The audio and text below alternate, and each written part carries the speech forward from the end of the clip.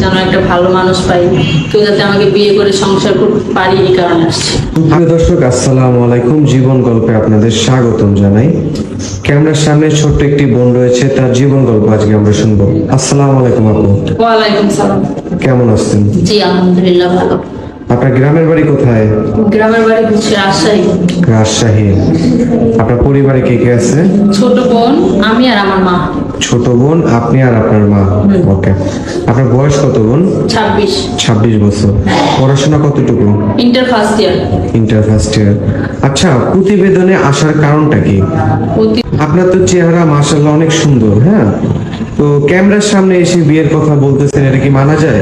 এমনি প্রস্তাব আসে না কোনো বিয়ের? হ্যাঁ আসলে যৌতুকের জন্য হচ্ছে না। এখনো কি যৌতুকের প্রথাটা আছে? আছে, গ্রাম সাইডে থাকি তো, আছে এখনো। যৌতুক কত চায় মূলত?